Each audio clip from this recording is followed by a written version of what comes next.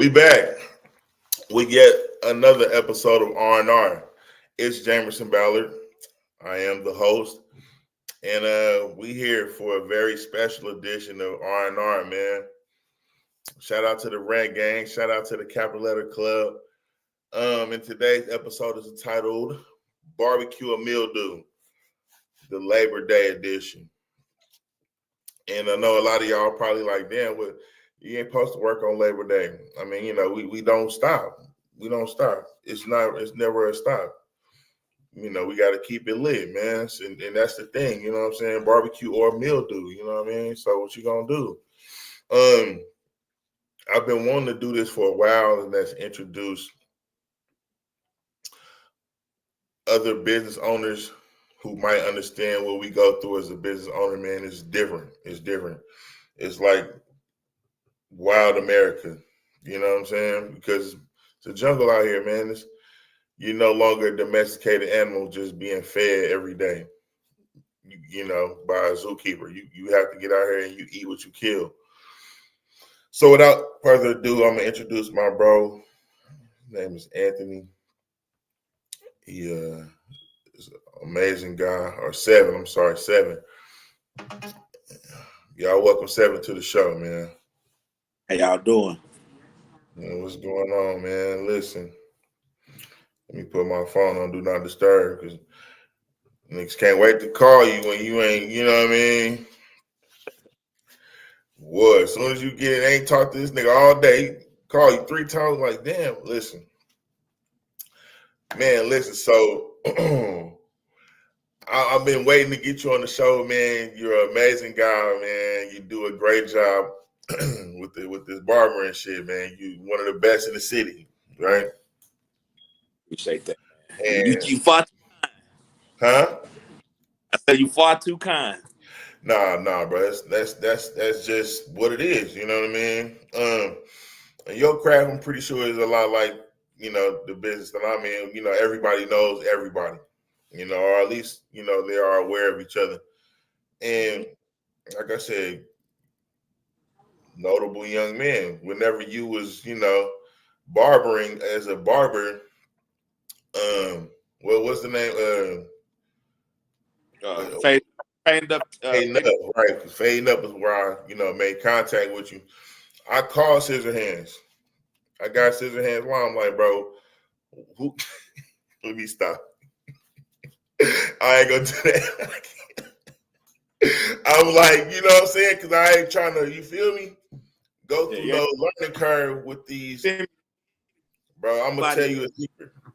I love being able to trust my shit to somebody and know that it's gonna get done. But just like when a nigga makes some people food, bro, the reason I don't never get my hair cut when I go to the barbershop, bro, is because for one, I learned how to do it myself, and I've gotten it to where I like, you know what I mean?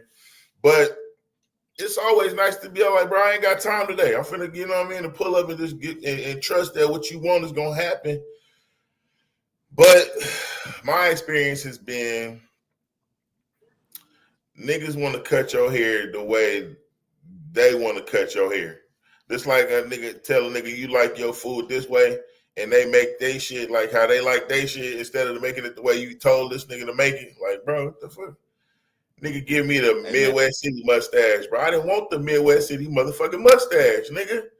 Nigga gonna cut the top off my stash, have my shit lined up all regular, like, you know what I'm saying? It's like I almost got mad at the nigga because that's why that confidence is important, man. You try to walk through as many of the variables as you can, so it alleviates myself trying to think about what you want. I'd rather just ask you on your sides, your top, your face, your mustache, your beard, how you like it lined up under here. You like it taper high, you like it low. And the more questions you ask, it puts you in a place to where it takes my feelings out of it. And I'm just trying to give you exactly what you asked for. Even if it don't make you look the best, and I can make you look better, because I know what that's like. I used to do barbering. I never went to college for it. Matter of fact, let's do this right.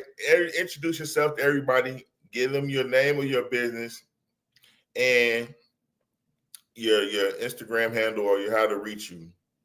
Right up front. You got a cash app, throw that out there too. Talking about me? Yeah. Oh yeah, hey man, 7, you can catch me at Mr. 45 Barbershop on IG, on Facebook, that Yeah. cash Zip City 7. You know Uh, what I'm saying? Man, shoot, man, 737 Northmore Avenue is where I'm at. The phone number 405-237-3443. okay. 7 24/7. So all you gotta Yeah. do is pull up and we're gonna take care of you. Ooh, he said the magic words. Hey, y'all, 24/7. Hello. Yeah. So if you're trying to get your shit hit, touch bro on this line so you can get tapped in. You feel me? And bro got a lineup of barbers, bro. Lineup. I'm telling you, all of them talented. Some of them funny.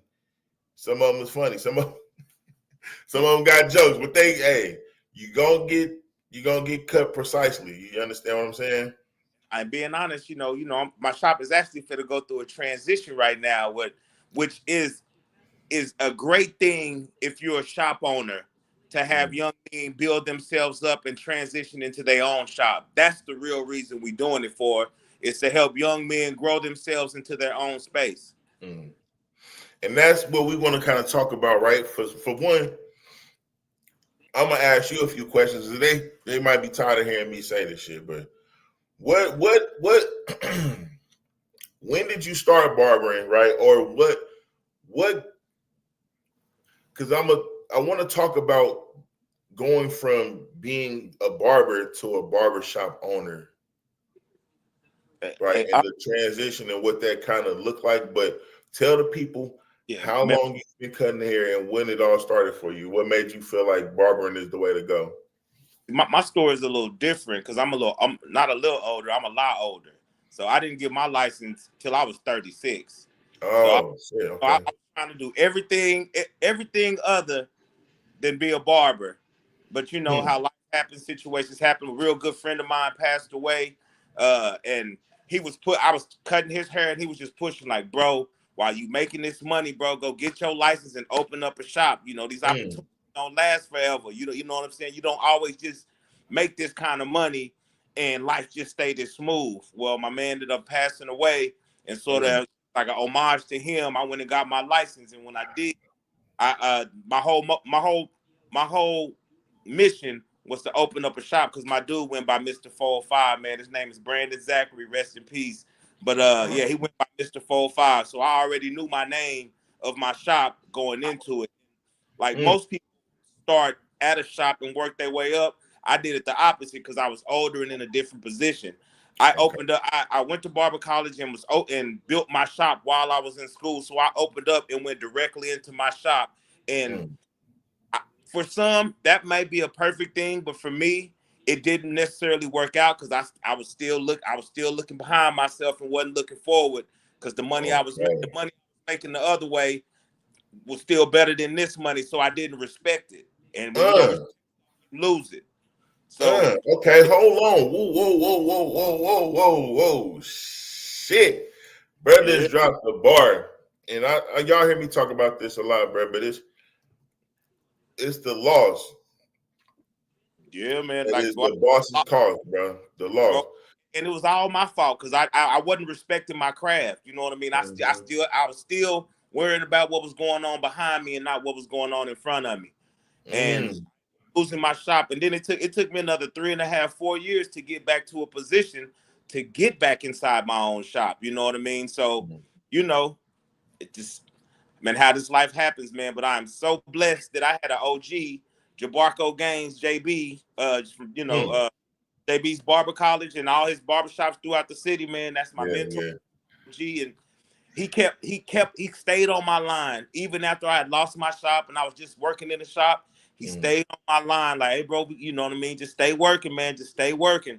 And when the opportunity presents itself, make sure you can take advantage of that opportunity. And when the opportunity presented itself, man, by the grace of God, I was able to take advantage of that opportunity. Man, that's because like I said, bro, the title of today's show is BBQ Or Mildew. Yeah, bro. And I don't know if any of y'all square bears understand what that means, but it's basically if you don't cook it, it's gonna rot. Which one is you gonna do, man? And it's like it's nice to come into a situation at the top, but it's weird because some of us don't really understand that's Man, you got to go through them trenches, man. You got to learn the craft. You're just not a barber off top, even though you can cut hair.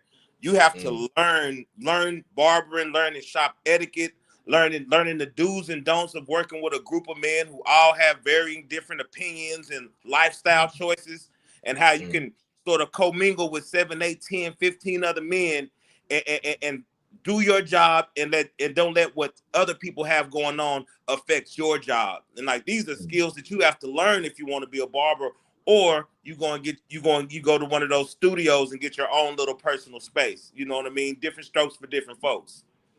What I was talking about just now though was like, you came into the situation sweet. You were sitting at the top of the hill for real. You had your own shop already. You can make all the rules. You can pick who you want. You can. I made all the wrong mistakes. First off, I thought all my homeboys was gonna come with me.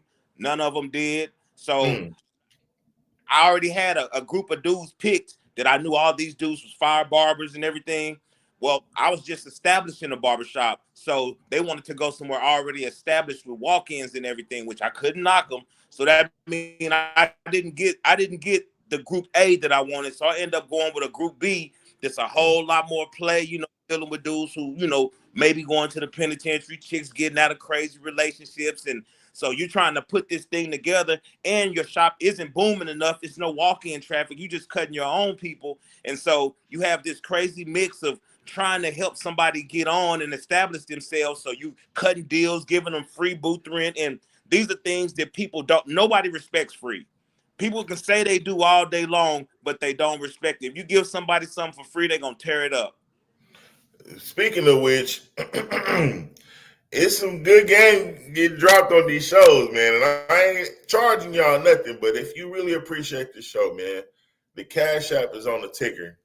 Because I ain't gonna lie, bro, this ain't never ever been about money. But you will pay for what you appreciate. You know what I'm saying? And I appreciate it.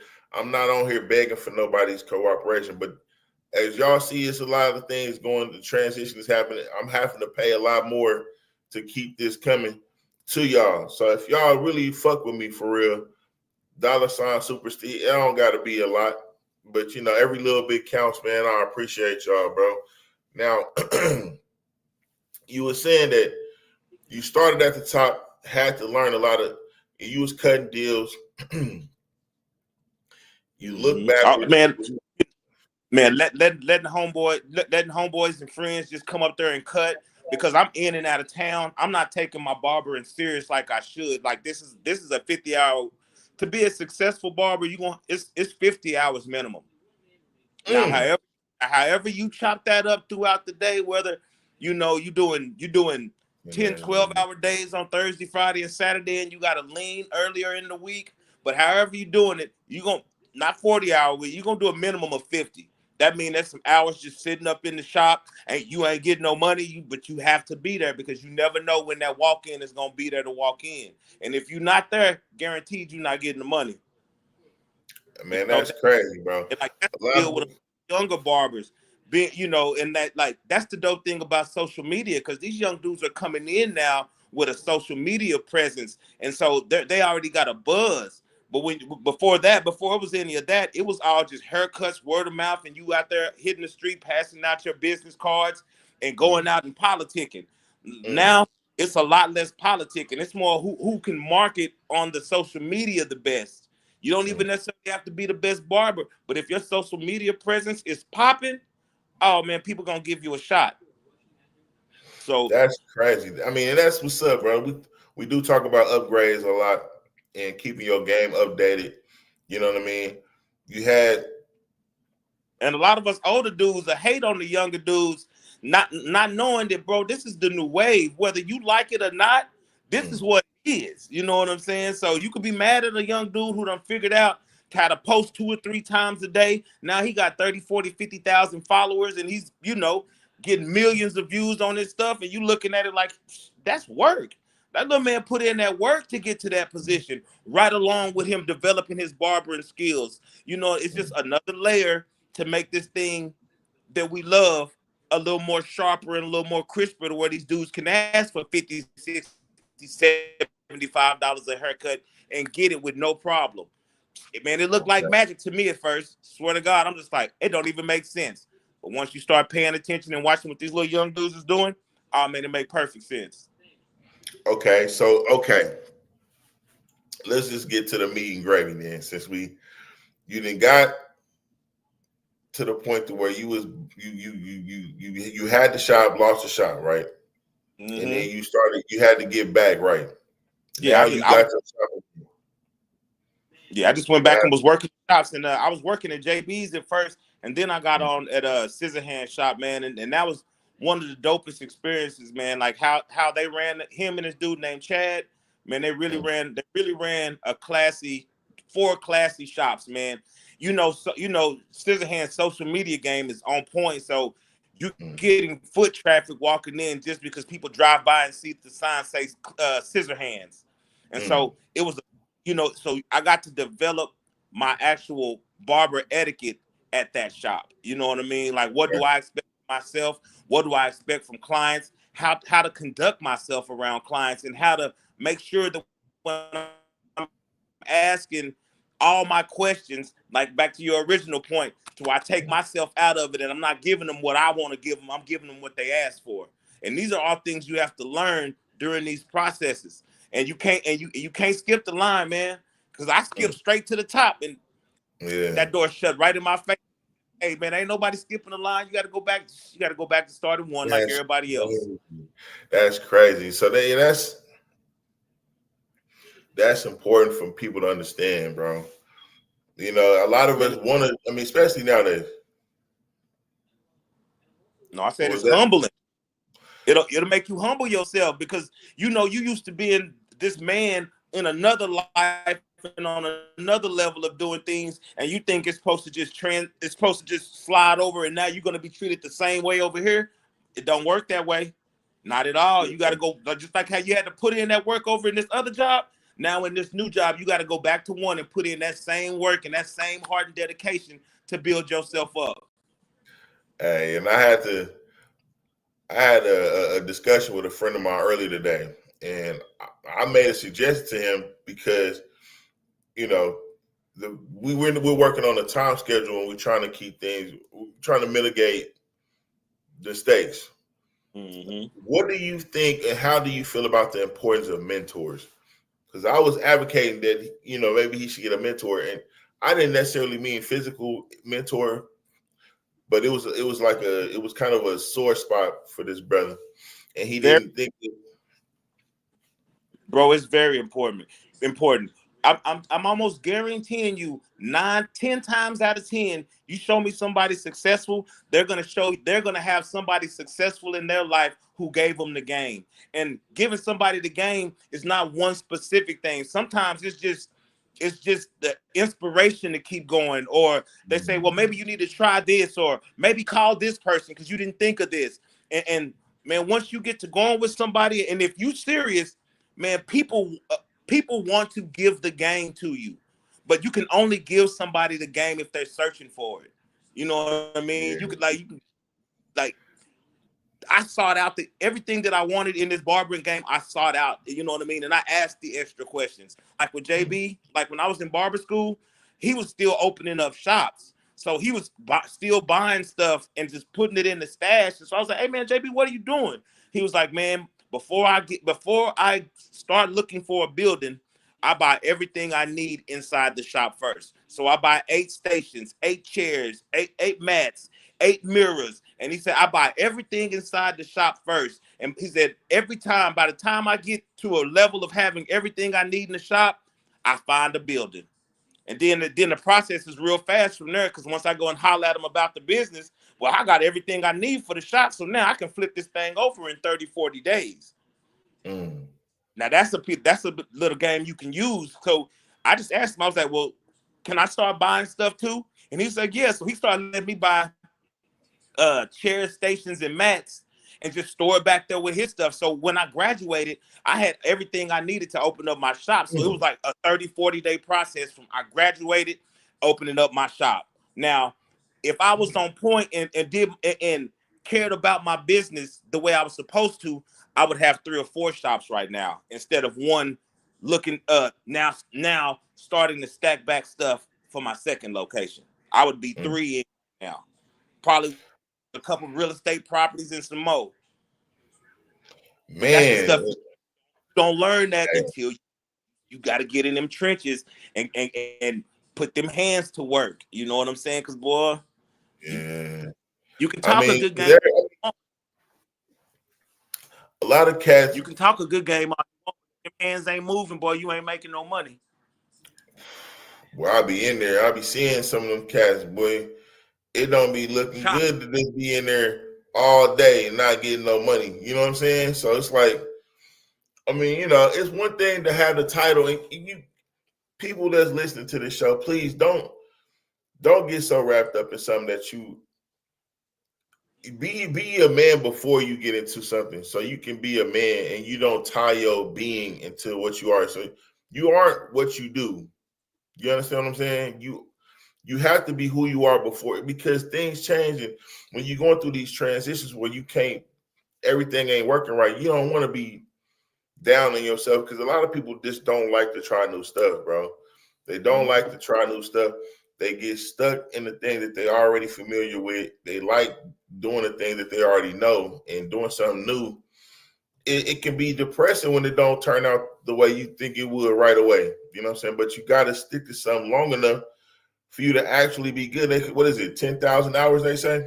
Hey, bro, 10,000 hours, which that could be 5 years or 10 years, depending on how you work them 10,000 hours.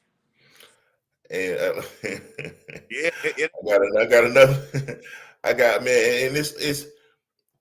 I think that having a mentor is very important, if at all possible, because it's difficult for people to trust. Some of us haven't had fathers, and so you'll say, "I don't need no daddy. I don't need no nigga telling me." And niggas do be trying to take advantage of people. So it's good. Shout out to JB, man, and shout out to Scissorhands too. Yeah, you man. Both of them have been putting young men on for the better part of 20 years. Both man, of them. That's big. In the city of Oklahoma City, if you came to get your hair cut, you didn't got your hair touched mostly by Scissorhands, most likely, bro. So me and Scissorhands, right? Scissorhands personally done cut, or somebody that's been trained by JB. Somebody that's been trained by JB, if not, and that's like 97% of the barbers out here probably been in one of JB's shops to learn how to do this. You know what I'm saying? If they was born and raised here. You know, I don't even know another barber school. All I know is about JB's. I know about JB's. Yeah. Now, so over the last 5 years, man, 2 or 3 more done opened up. Like this dude named AV, man, that dude is doing real big things out in the city, man. He's done AV's barbershop. He's got like 3 barbershops.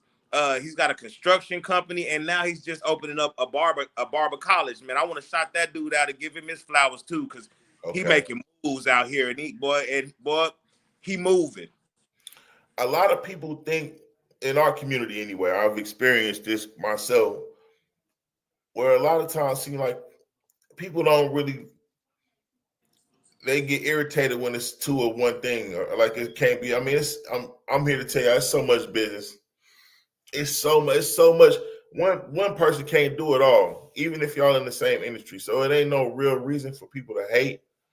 But it's been a lot of that in this community, period, when you see somebody else doing something that you might be about to do or try to do and didn't do well. And, you know what I mean? It's just like, it's hard for people to be congratulatory towards other people that are doing things that they, you know, either want to be, you know, doing better or whatever. But it's refreshing to see you give people their flowers, bro. And it's funny that you bring that up, because like I was talking earlier about a transition. I got a 7-man shop, and I'm about to lose 5 dudes out of my shop here in the next week or 2. Thank God I've been able to replace most of them, but you know, that's a hard thing to bounce back from if you losing everybody out your shop, and then to not be mad about it because you understand the journey that the young men are on. Like, you know that if I was mad or I did anything to hinder him, I would be nothing but hating, because this little man is great at what he does from the top to the bottom. He's professional. He's on time. His haircuts are phenomenal. His consultations are on point. The way he conducts business is exactly how you would want your barber to conduct his business. So when he started letting me know that he was about to transition out, man, I could do nothing but support him, because I'm like, bro, I've seen you over the last 2 years hone your skills. And when you're as good as you are, you're supposed to have your own shop. Period, hands down. And anything that I could do to help him, I'm going to do. Because, man, it's a beautiful thing to see somebody 2 years ago fresh in the barber game, and then 2 years later, when I tell you, he's one of the first, well, he's the second $100,000 barber I've worked with. And I watched him start from sitting in the shop being slow to now this dude is booked up every day. He's at work, no games. He's cutting 15, 20 heads a day regularly. Yeah, at $40, at $35, $40 a pop. And you get to add that up over a 5-6 day period. You're like, oh shit. Yeah, he's a 6-figure barber. And the moment he became a 6-figure barber, I'm like, hey, bro, I already know I'm about to lose you, because you done figured it out. Right. Now, all you to do is figure out the next step. And I'm glad I could be there as just even to witness him figuring out, taking that transition to the next step. Yeah, and now, I probably shouldn't. I mean, do we want to disclose who? Oh man, you know me, man. His name is Brian Shamali, and Legarius. What he go by? What did Jarius go by what does he go by? It's Legarius though, and y'all know him. He hot on Instagram, Facebook. He does Twitch. Well, he does everything, man. These two little and they got a crew of dudes around them. A couple of the other dudes in the shop, man, and they all in their early 20s. They all hungry and ambitious. And you know, I had to realize, man, I'm 46. They in their early 20s. Like, they so far ahead of where I was at their age, man. I can't do nothing but congratulations and push them to that next level. Like, y'all can't even stay here no more. Y'all already done surpassed what I'm doing. It's time for y'all to go do something else. And that's the thing, bro. It's like, look, man. I tell niggas all the time, you can only hate up, man. If you hating on a nigga and you are the hater, it's because that nigga is above you. Whether he is above you physically or in your mind, because you're not finna hate a person that's not doing better than you. That's basically bullying. Yeah. If you hating on a nigga that's below you, well, why would that nigga be even on your radar? That's why niggas gotta focus on what you got going on. Put them blinders on it. Because if you was worried about what the fuck you got going on, you wouldn't even be able to see what the next nigga got going on. You wouldn't be worried about that shit. I'm telling you, the hottest line JB ever told me was, you can cut 24 hours a day, 7 days a week, and still can't cut everybody who need a haircut. So just focus on cutting the people you supposed to cut, and you're going to be all right. That's all you can do. Watching somebody else chair and seeing how busy they is, you'll get all discouraged, and now you don't want to come to work. And now if you ain't coming to work, you dang sure ain't getting no money. You be in the trenches and sit there and watch somebody cutting hella heads and start looking at the little things that they doing. Like, what about their game can you steal or add to your game to help you grow? And if you're not willing to humble yourself enough to be like, well, clearly he's doing something I'm not doing. What is he doing that I'm not doing? Oh, he's doing the extra stuff. Oh, he's learned all the pencil work. His enhancement game is on point. His fade work is phenomenal. He's taking, he's eliminating steps. He's quick now. Now he's getting every haircut done in 30 minutes. So now he can physically do 20 haircuts in a 10, 11-hour period. Because in order to do 20 haircuts in a day or 20 or more, you got to have time management. Your cuts can't be no longer than 30 minutes. Some got to be 15, 17 minutes to squeeze in. So you start watching and you start picking up little tricks because, Hey, you say you can't teach an old dog new tricks. Well, No. didn't got so much game from these little young dudes. Because I was willing to take the game, not looking at it just, well, I'm so much older and been in the game longer, ain't nothing I can learn from them. Shoot, it's a whole new wave. Yes, and that's a game update right there Yeah. in your face. You know what I'm saying? And if you can choose to ignore it, I mean, because it's gonna be stuff happening. You're not gonna not see shit, but it's like how he said, your attitude gotta be, all right, man. You can either sit there and be mad about that shit, or you can either get some game from them, ask them for some tips, hang out. Because you kick it with top-notch talent, you're gonna be top-notch at some point. You might not be right away, but a lot of niggas shy away from successful people because they don't want to feel like they're not successful. And that's one thing you got to understand, bro. In order for you to be the best, you got to be around the best. And that's just what it is. What I realized too, man, is sometimes it's not about wanting to be around it. Sometimes people don't want to work because when somebody is successful, it's their work ethic, how they go about their time management, how they move is you say it's more about their success than actually them. You know what I mean? They're disciplined. And a lot of people don't want to be that kind of discipline. So they'll shy away from somebody because if you stand around somebody who's making it happen and you're not making it happen, everybody's gonna notice, well, I know why you're not, because you ain't doing this shit. You ain't doing A, B, C, and D while you sitting around somebody who's doing X, Y, and Z. You know what I'm saying? So a lot of people just get scared because it'll show you how weak your hustle is if you sit around somebody with real hustle. And you ain't none of it fell to you, or you ain't even trying to catch none, because it ain't no way, bro, gonna be able to do everything. And that's not to say you should be attaching yourself to niggas that's doing better than you like a fucking parasite. You should be trying to figure out how to create your, I mean, you know what I mean, to become a lion also, not just iron sharpens iron. Man, bro. But you know, clay don't sharpen no iron, so I don't want to hang with no soft niggas. And it's like being in the shop with all these young hot dudes who's got this social media presence. I had to have my own niche. Like my own niche is I'm cutting everything. There ain't nothing that I'm not good at. So when they want to shy away from haircuts or the kid's too little, I got the little man. The old dude with the crate, I got him. Somebody who their hairline is messed up, I got him. Like so the fact that I'll take everything makes me, it gives me a niche, because everybody in the shop might like, oh, I don't want to get, I do. Right. They got shit they don't do or can't do.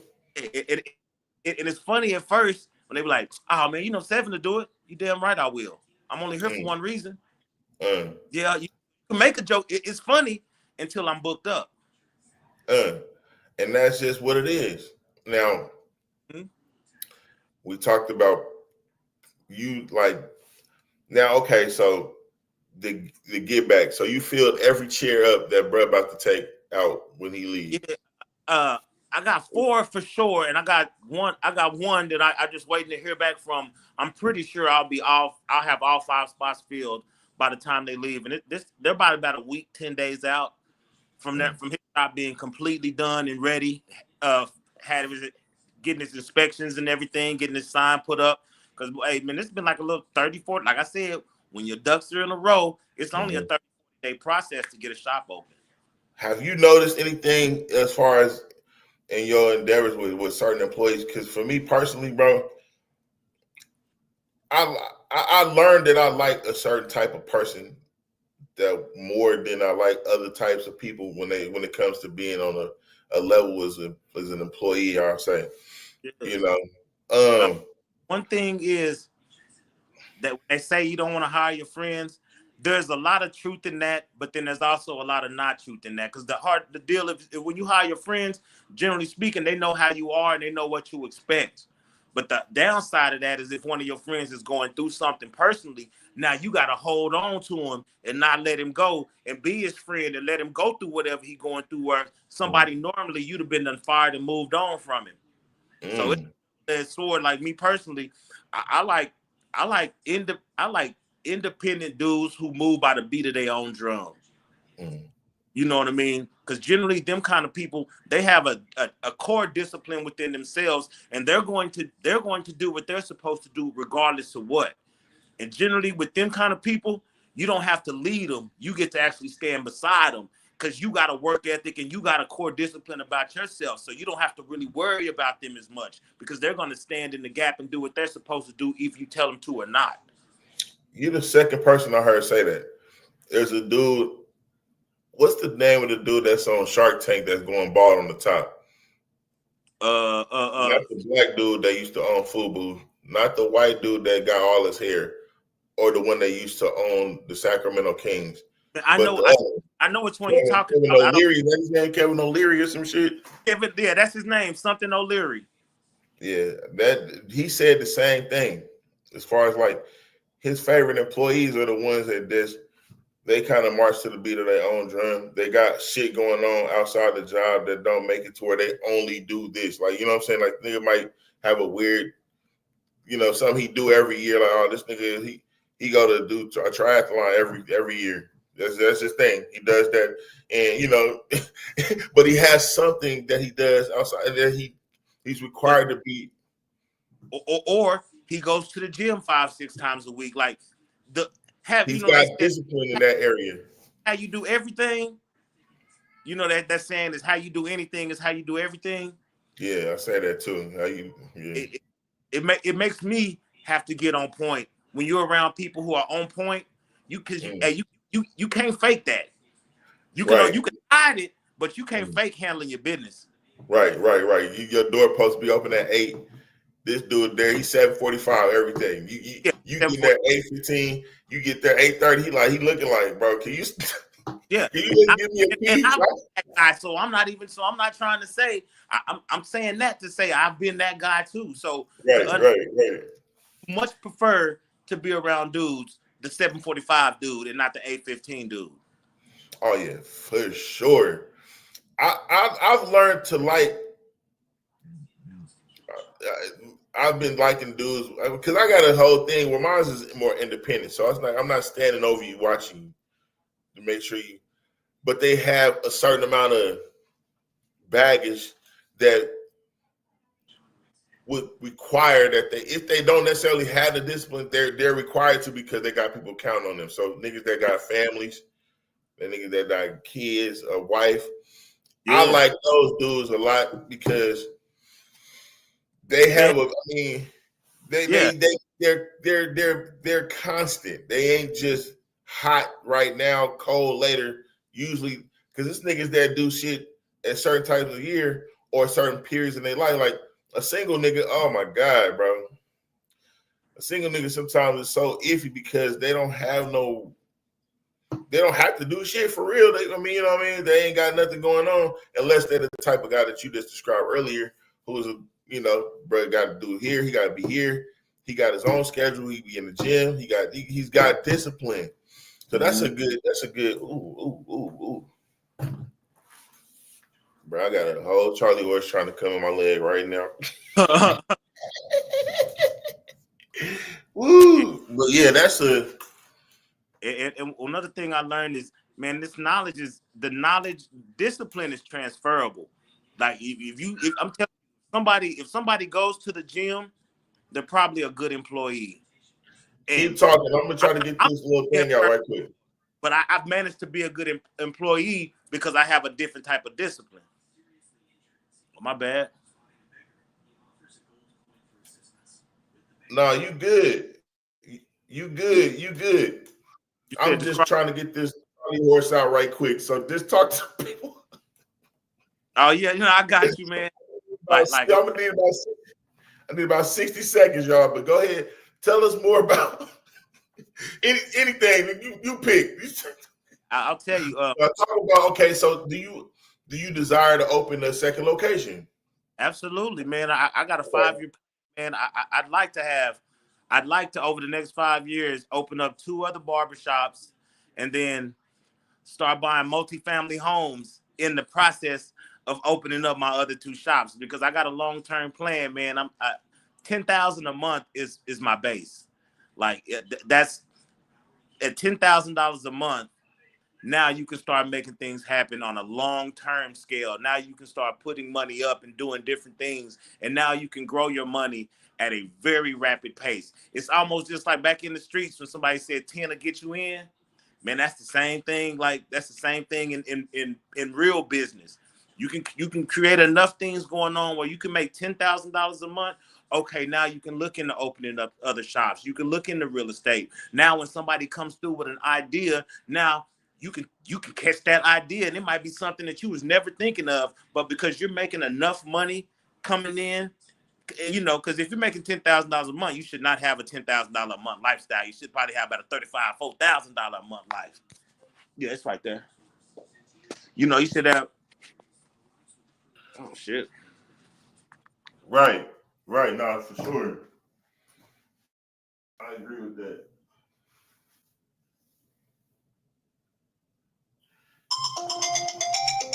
Who is this calling?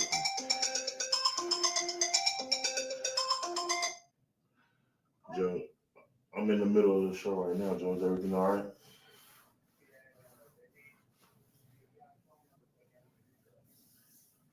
Okay, I'll send it to you.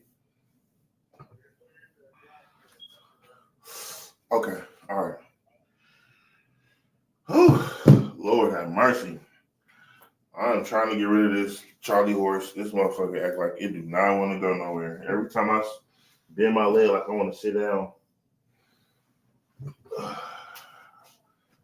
getting more crampy. My goodness. Hold on.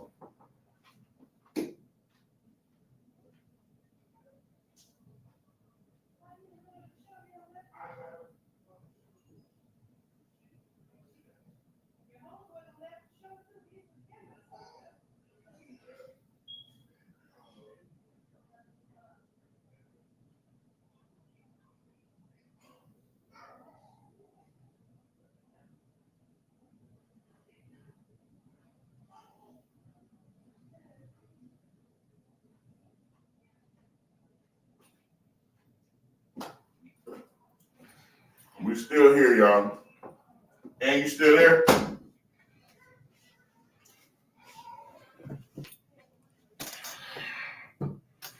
Well, I guess not.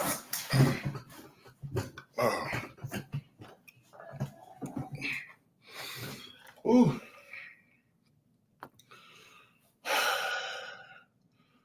You get it worked out? I'm getting it together. It's fine right now. I gotta start eating. I get more potassium probably anyway. I've been probably slacking a lot. But yeah, man, $10,000 a month is $120,000 a year. Mm-hmm. But that's where you can grow from that. Like that's almost Right. like the base. It's like for me, I need that. Like that's step 2. Like what I'm doing now is step 1 is building it up to that 10,000. Because once it hits that 10,000, now it's like unlocking the next stage of what I'm trying to do. It requires that as a base. I have to have this coming in to start doing these next couple things. So right now, that's the next 3-year mission is to create enough income coming in to where whether I'm working 1,000 hours a week or not, I got about 8 to 10,000 coming in a month. That's 2-3 barbershop. You know what I mean? That's 3 barbershops plus me still cutting hair puts me well over that number.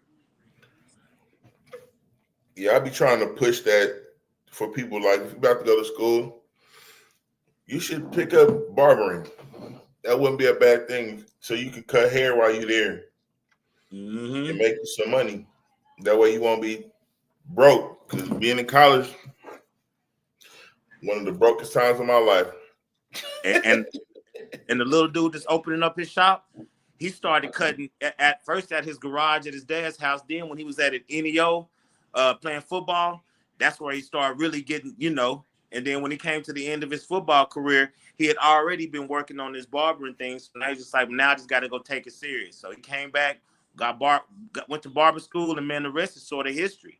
Like, man, the little dude's got a nice little testimony, a real nice one. You know what I mean? Of his journey from a few years ago, cutting out of his dad's garage to now opening up his own shop, taking 100% care of his family. His woman good, his child is good. They ain't wanting for nothing. little man is a consummate professional. Like, and he's keeping God first in his life. You know what I mean? If we hadn't brought that up this whole time, man. But man, a lot of people that I've known that not are only successful but are good people, they got God first in their life. You know what I'm saying? Yeah. And so, I mean, here on this successful channel is one thing. Being a good person is two. Those are two totally different things, and you hope to combine them off in the side of the same person. But most time, either they're a successful asshole or they're a good regular person. Be able to combine those two things in one person is a, you know. Yeah. Yeah, because man, it's God is in everything, man. I talk about God so much. I really don't like to get on people's nerves, which is weird if a person gets on your nerves, but you know, it says out of the abundance of the heart, the mouth speaks. So I talk about God quite a bit. Mm-hmm. You know, I don't want to force it on nobody that's not, you know, trying to do it. Mm-hmm. I just let my you got to let your light shine. You got to just let your lifestyle tell what you know, and it makes you ask people. It makes people ask you like, "What do you do? What are you doing different? Like, what do you know what I mean?" And I believe, and a lot of times, man, when people get to breaking down their story and they get to telling you, most times, especially if they're a God-fearing person, they'll tell you like, man, I was doing good, but man, when I gave my life to Christ, I gave my life to God, my life just took off in a whole different direction. You know what I mean? And so, you know, you can't escape that fact right there, because you know what I mean. A lot of like I said, a lot of the successful, good people I know, man, God is first and foremost. You know what I mean? And it helps them with their spirit of discernment on how they give their goodness out. Because being a barber, man, you know, you either gonna be taking in a whole bunch of stuff from other people, or you got to be able to figure out how to give them the good. Because if not, people will just dump stuff on top of you, man. You'll have a day with somebody like, man, my mom just died. My girl left me. Man, I just found out I'm having illnesses inside of me. And this is all from different people that you met with. And you like, man, like you done took death, heartache, and illness all in. And to be able to sort of filter that out and be able to try to give your goodness back to these people while providing a service to them. You know what I mean? Because you do, as a barber, you take on a lot. You literally like a counselor. Like, you know, as far as men going to the barbershop, that hour is one of the best hours of your week. Yeah, because a lot of dudes don't talk about their situation, what's going on with them, and with you dealing with your barber, I would imagine you feel vulnerable enough with this person because he already seeing that you going bald on the top. He keep all your secrets. The funniest thing I ever heard is a dude tell me, man, I cheat on my girl before I cheat on you.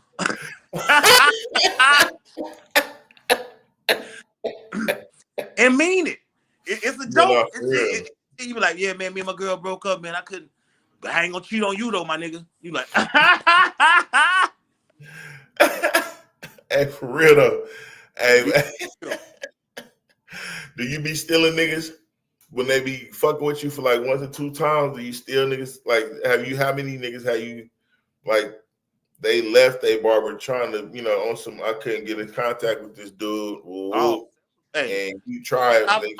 And I've lost people that same way, man. What they say? Your best ability is availability. If somebody calls you more than twice and they don't get into you, oh, they finna cheat on you. They finna go and take, because you never know what somebody got going on. You know what I mean? It might be their wedding. It might be this. It might be something real important. And if you they barber and they rocking with you, but you missed this real important, you missed their wedding, they done set it up with you 3 weeks in advance, and somehow you missed that appointment. If they go to somebody else and they treat them good, they gonna stay with that other person until they treat them bad, and then they might come back to you. Right. Yeah, for real. Yeah. I mean, listen, bro. This has been an insightful conversation, bro. Because, like I said, I wanted to get a lot more business owners. Can you tell me like what happened to make you want to go from doing what you was doing to like, you know, get off the porch with barbering? Like what spurred it, especially at such a late time in your life? Man, it was life choices that had ended badly, but then it's the instant gratification you get from doing a good job. Like when my other job, you know, whatever it took you 20, 30 minutes to make $50,000, $100,000. Well, this job, it takes you 20, 30 minutes to make 50, 30, $100. So you get that same instant gratification. And then if you do a good job, your people is like, man, that's what I'm talking about, man. You get me right every time. So you get that feeling inside too. So it's like when, you know, it's like dope.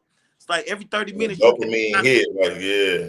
you know They what tell I'm you how good your cooking is, or they saying? tell you, hey, you know, you fuck them like so good, like, but you get a nigga, hey man, you just made me, man. I'm finna get 30 bitches tonight, fucking with you, bro. Damn, bro, you done made me back to my best. You know what I'm saying? So, I mean, I think that barbering is a staple in the after giving you such a flattering a comment like that, then they hand you money. So man. what sounds like that when somebody flatter you, then hand you money? I don't know why we don't consider this part of hip hop, but nigga, barbers and hairstylists existed before, you know, hip hop, but that's just as artsy as a motherfucker that do graffiti or anything. Like you can't. Hey, there used to be a point in time, they ain't really like that no more because them Haitian niggas. I mean, not even Haitian niggas. Them niggas in Florida, they hair is on some other shit. But right now, you gotta have is a crispy line. You can have some fucked all up that. people. Them same dudes still want that fresh edge up in that taper. So you know what I mean? Gotta have a fresh line. Your hair is they still shop every week. Right. Hair is looking like shag carpet. It ain't been combed. You can't comb through it, but that lining is crispy. That lining is crispy. And the fade is proper, boy. And it's the same amount. You don't give a discount just because you got wigs or dreads, because a taper is a haircut. Yeah, that shit is difficult, bro. I mean, I like more cutting people that have my own hair texture because I'm familiar with that. But there's some brothers that got that, and it seems like it's hard to get them bald all the way because their hair is so. Yeah, hey man, the kind where you brush out the little BDBs and little BDBs roll right back up to the balls. Yeah, hey, they got now that you know now in this new age, they got a little moisturizer you can put on there to roll them BDBs out of there for you. You know what I'm saying? But we can relax a little bit so you can, yeah. Hey, the funniest thing is when somebody hair is so nappy, you just fade the naps. Cause you done combed and brushed and it's still nappy. Oh, you just fade the naps. So the naps got you like, and when another barber see it, they look at it and be like, boy, shit, nigga had you out there fading them naps up. You made them niggas naps fade, but you faded the naps. blended them naps right. Nothing to little naps to the regular naps for real. And I got 2 or 3 people like that. As soon as they look at, they like, thanks, man. Appreciate that, man. Nigga say you Jamaican, I said thanks, man. Nigga, them jerk chicken niggas, boy, damn. And them African dudes, you know, I love them all because everybody's customer. But them African dudes, they do be having that 6-year-old little bad little hood baby hair. Hair is angry. So anyway, now I got a few topics I'm gonna touch on before I let you go, bro. And I don't know if you want to talk to me about them or how you feel about them, because you know we talking barbershop talk, but we kind of in the barbershop too at the same time. But I ain't gonna hold you too long. Shador, what the fuck is going on with Shador, bro? Like, did he leave the Browns or what? What's going on? Browns. Hey, this might sound controversial, but I heard this yesterday and I ain't been able to get it off my mind. They said Archie Manning is everything they thought Shador was. He comes from a family. Most of the hype around his name isn't his actual work. It's his family's name and all the greatness associated with his name. He hasn't been that proven on the field, but yet he gets all the accolades like he's the best quarterback. Meanwhile, Shador comes from that same kind of lineage and family, but he's won on every level. And he's been exactly what he's supposed to be at every level. But for some reason, Archie Manning is humble and he's on the sideline doing all the same stuff, but he don't get the same slack that Shador do. When in all honesty, Shador is the actual quarterback that Archie Manning wants to. Right. But as us, I mean, I look, I just heard, I don't know how true this is. I think it was Skip Bayless was saying that all these coaches was afraid to hire Shador because and I didn't know why they was afraid of Dion, but these coaches is scared for their job. Yeah, but these dudes, if he get out there and he politic for the job in order to get Shador even higher potential, like he's coming for their job. He's like, man, won't you bring me on? I really got to say about that is not too many times in my life, even from your women to other people, nobody like to see a man too happy. When a man is genuinely happy, somebody is pissed off. And Shador seems to be genuinely happy about life. And I think his happiness about life pisses people off. You know what I mean? It's just like, there you go being an uppity nigga again. You know what I'm saying? He's confident because he's a winner.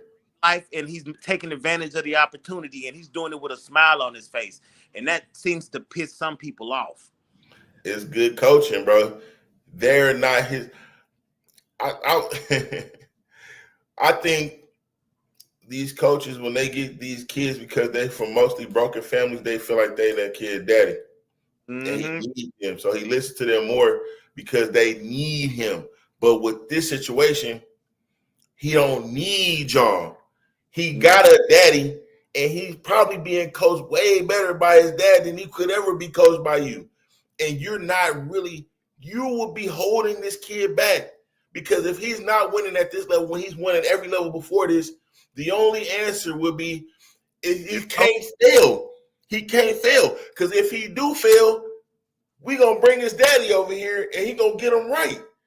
And then when he in Colorado right now, because he was such a magnanimous player while he was playing, his reputation is going to bring a wave of players that would take pay cuts to be in his tutelage and on his team, just so they can say they played for and with or around Deion Sanders, bro. That's Sanders' name. But think about it like this, from a standpoint from traditional coaches to this new wave of coaches. Them old coaches didn't play football. They studied football. Exactly. Now these Deion Sanders coaches, these are Hall of Famers who played the game at the elite high level. So who's going to be a better coach? The guy who's a genius, the guy who just studied it, or the guy who lived it at the highest level and studied it? Which one of those is going to make the better coach? So, and the nigga played 2 sports at a high level, not just one. But think about it. If you're an old coach, all you looking at is these Deion Sanders as being the new wave. And it's becoming less and less jobs that dudes like Deion Sanders are starting to fill those positions, because it's like, how's the league going to be 80%, 90% Deion Sanders, but then on the coaching, the 4 jobs, the coach job is by white men. Yeah, it's a plantation shit. Yes, but that can only last so long. Just like all these sports started out as all white sports, but as soon as you start letting dudes, other people play, those other people are rising to the occasion. Now, if for every Archie Manning, there's 15 Shadors, just by sheer numbers, they're going to start getting jobs that was traditionally for this guy, now it's not. That it's uncertain now because how you not going to give Deion Sanders a shot when he's proven himself on He's every. already doing great wherever he at. So He's doing great. Like he's got coaching. The kids respect him. They respect him more because he's done what they're trying to do as a mentor. Like he's a better mentor. He's better at everything because they only study it. They haven't actually in as an icon. Imagine how the swag that Nick Saban had for all those years. If Nick Saban came and sit down in front of your mom and dad, it was 100% guaranteed you gonna want to go to Alabama just because his mystique and just his winning pedigree. Taking nothing away from the man, that dude is a winner. But take that same energy, but it's Deion Sanders, who not only are you a fan of personally, he comes with that iconic winning pedigree. So now, and he has a more understanding of your player, of your son or your child. So he gonna get more out of him. He gonna try harder.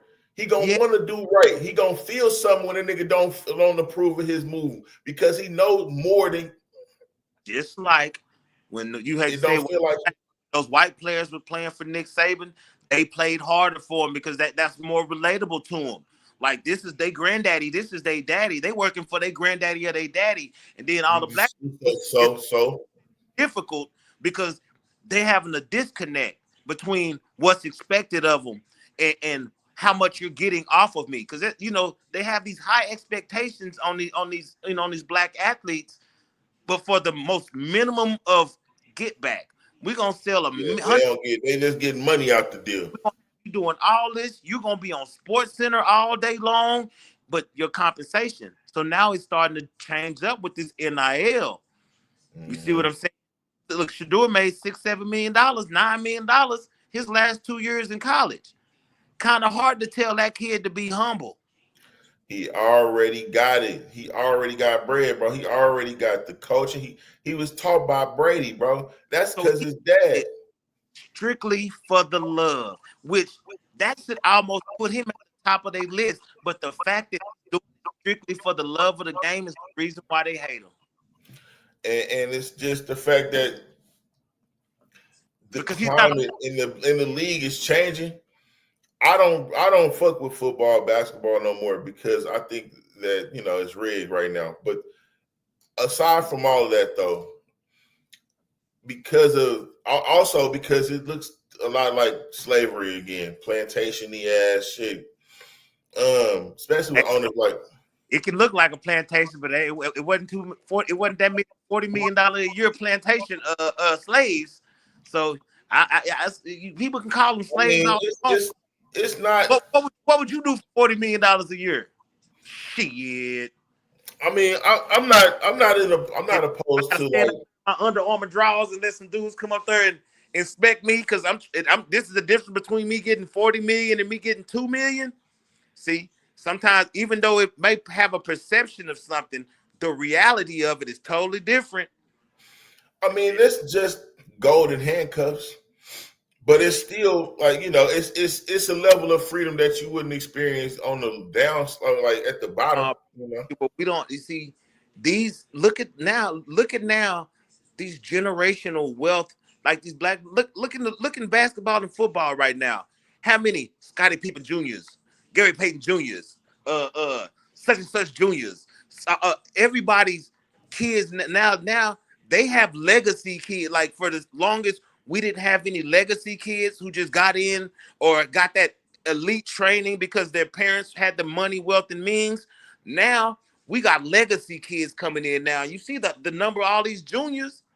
And I've seen a few other juniors that got cut, but that's the thing I think that I was trying to get to as far as like the climate of the league and of these franchises is gonna have to change. The update is gonna mean everybody's gonna be black except the owners.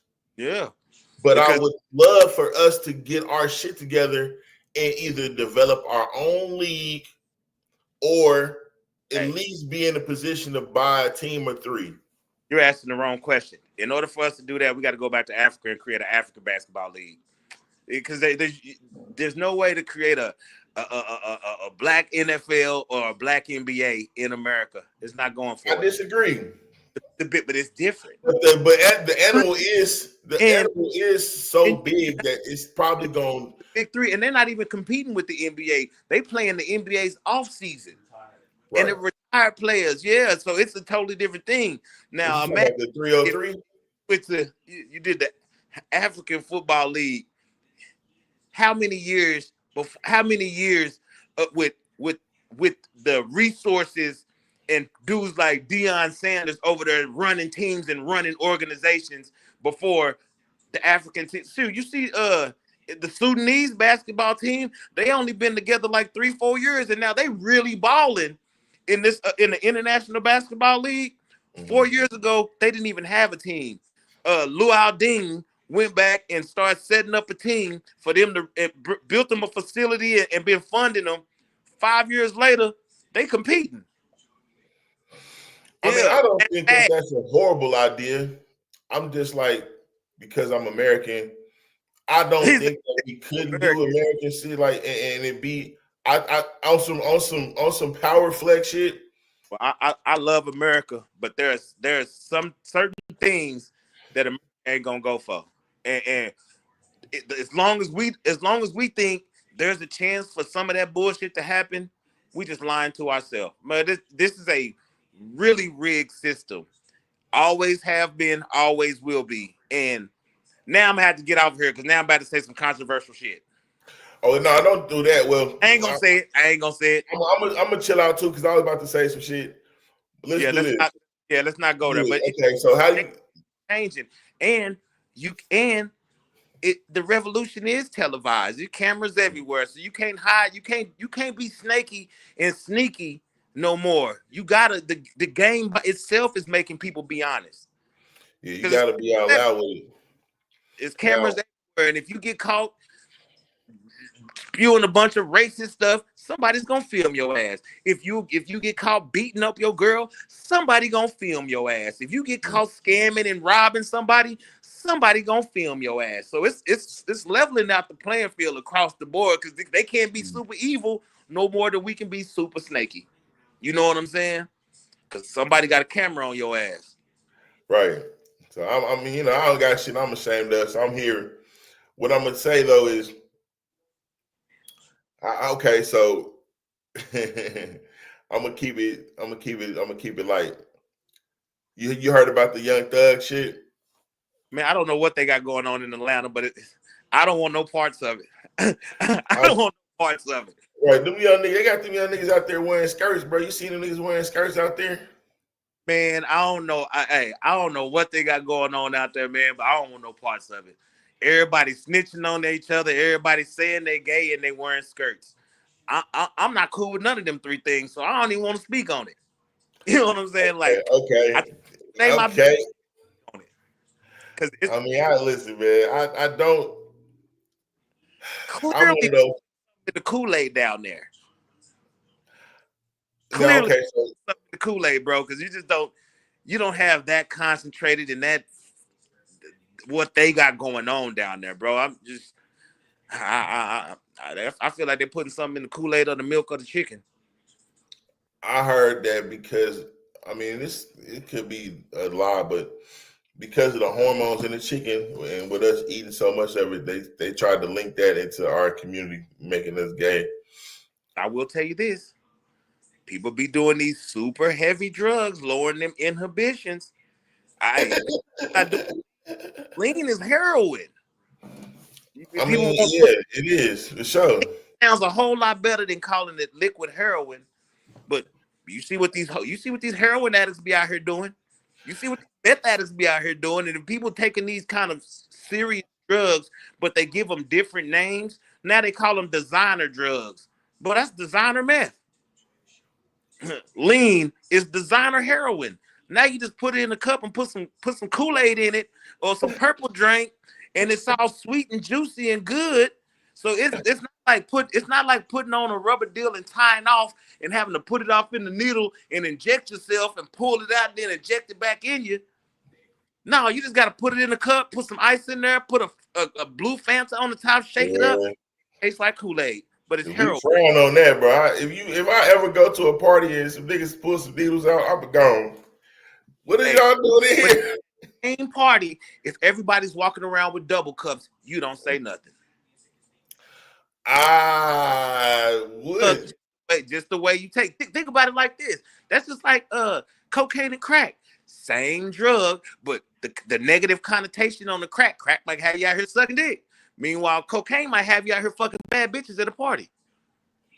Same drug, but if you go in a party and people pull out their pipes and start smoking rocks, you gonna leave. But if you open up a bathroom, some girls in there snorting lines, you gonna shut the bathroom and go on about your business. You gonna let them finish doing what they doing. But if you open up that same bathroom, there's 3 girls sitting in there smoking rocks, I'm leaving.